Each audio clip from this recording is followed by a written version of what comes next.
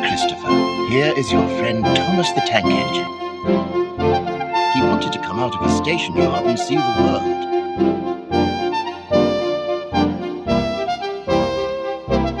These stories tell you how he did it.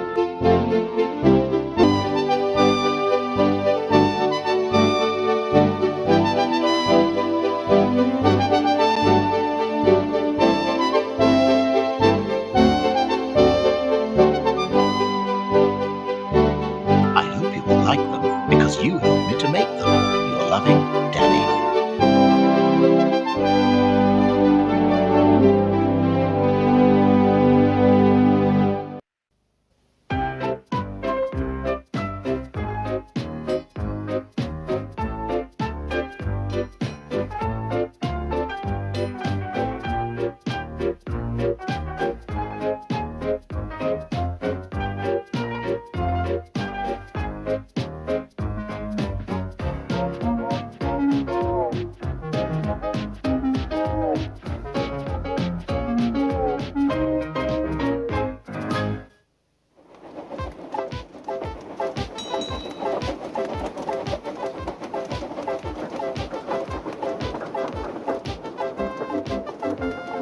Toby is a tram engine. He has cow catchers and side plates and doesn't look like a steam engine at all. He takes trucks from farms and villages to the main line and is cheerful to everyone he meets.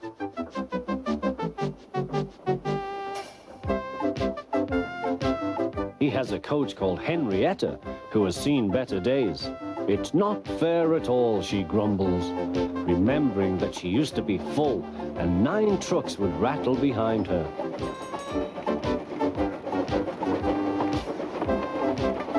Now there are only 3 or 4, but the farms and factories send their goods mostly by lorry. Toby is always careful. The cars, buses and lorries often have accidents. Toby hasn't had an accident for years. The buses are crowded and Henrietta is empty.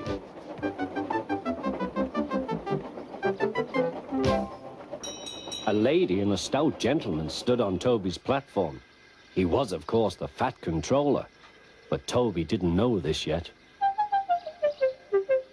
"Come on, Grandfather," cried the children. "Do look at this engine." "That's a tram engine, Stephen," said the Fat Controller. "Is it electric?" asked Bridget. "Whoosh!" hissed Toby. "Shh, shh," said her brother. "You've offended him."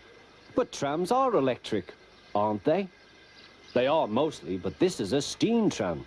"May we go in it, Grandfather? Please?" "Stop," said the Fat Controller to the guard. They all scrambled into Henrietta. "Hip, hip, hooray!" chanted Henrietta. But Toby did not sing. "Electric indeed, electric indeed," he snorted. He was very hurt. "What is your name?" asked the Fat Controller. "Toby, sir." "Thank you, Toby, for a very nice ride."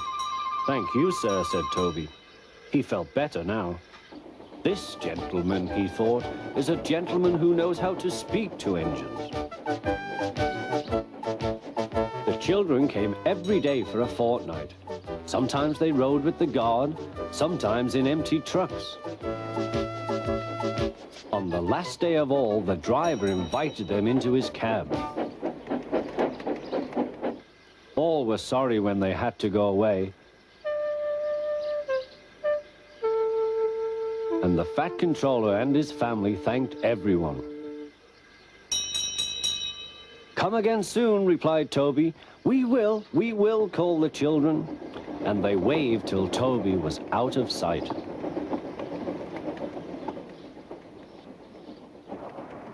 The months passed.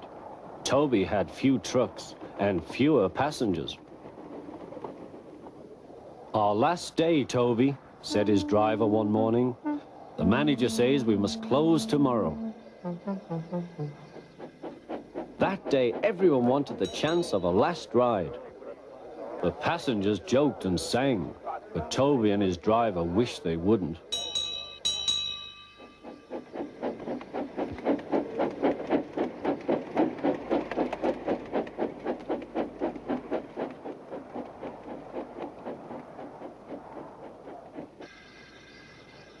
Goodbye, Toby, said the passengers afterwards. We are sorry your line is closing down. So am I, said Toby. Nobody wants me, Toby thought, and went unhappily to sleep. Next morning, the shed was flung open, and he woke with a start to see his driver waving a piece of paper. "Wake up, Toby," they shouted, "and listen to this. It's a letter from the Stout gentleman." Toby listened but I mustn't tell you any more, or I shall spoil the next story.